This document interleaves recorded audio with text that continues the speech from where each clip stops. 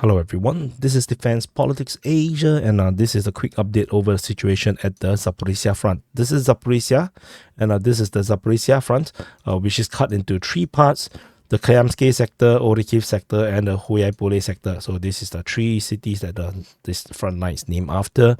And over at this Orikhiv sector, where the Russians are making the main push, there is some major changes over this front line. The Russian forces have made some surprise armored assault into Robotyne, and they have actually made some progress, taking half of Robotyne right now. And previously the information was a bit different coming from the pro-Russian side. The Russians basically previously was taking the eastern part, the western part of Robotyne. However, the Ukrainian forces managed to successfully push them back, and then however the Russians attack from the west, from the eastern part, and now the latest front line looks like this, according to the Russians. According to the Ukrainians, these are all gray zones, so and this attack is actually also captured on video footages, on drone footages. It looks very epic. This is just one of the many with the armored vehicles firing while they are on movement, and it's pretty epic, very interesting footage to come out from the front lines. And according to some information, it was suggested that the Ukrainian forces was surprised by this attack. They never attack such. They never expect such a sudden, heavy attack from the Russians, which is allowing the Russians to make this.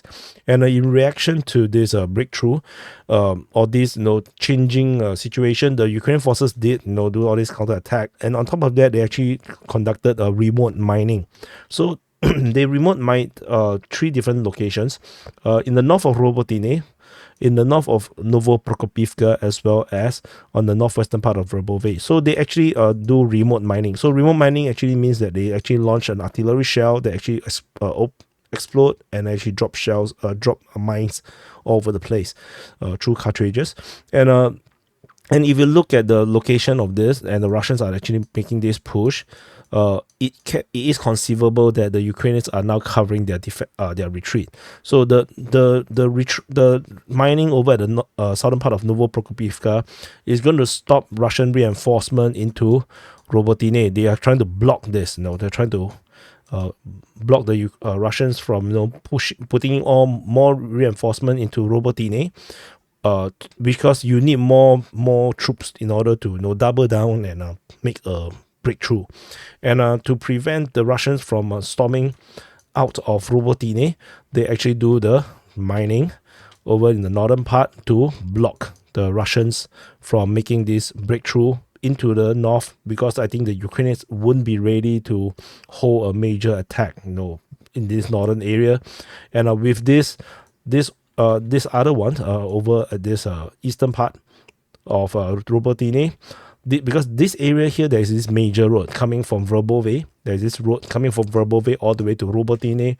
This is attempting to block Russian advances from Verbove towards the rear, because the Russians could actually attack in this direction, in this vector, and also, of course, pincer do another pincer over towards to support or join up with the Russian forces from Robotyne. So this remote mining is strategically planned, it looks like, but it also signifies the withdrawal from the Ukrainians from this area here. Particularly, we're talking about the remote mining on the northern part of Robotyne, which means that they cannot stay there because you can't basically stay where you mine, and also, of course, on the northwestern part of Verbove. So we are probably looking at some major defensive actions from the Ukrainians. They are doing this cover for their retreat to the next line of defense, and so this is rather major. This is some very, very major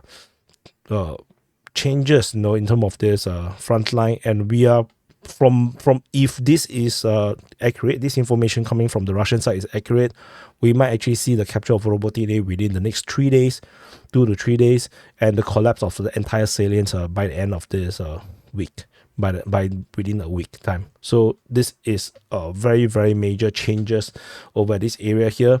I believe the next front line is going to be around this area here. So this is where I think the next front line will be. Because this area here, in the southwestern part of Novodanilivka, still continues to hold it decently well. So I believe they're going to hold a defense line around there, or along some of these geographical features. So I will study where would it make sense, but tentatively these salients seem to be lost. This bulge that the Ukrainian counteroffensive have acquired seems to be untenable.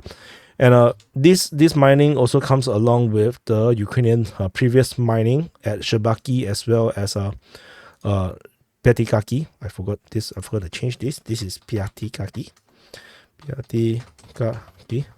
Yeah. So this is also to prevent a Russian breakthrough from this area here. However, the Russians seems to be ignoring. In terms of strategic situation, the Russians are attacking Shebaki right now, and also attacking Luhivsky. And with this major push at Verbove and Robotyne, with the Ukrainians looking like they are going to redraw to a new line of defense around this area here.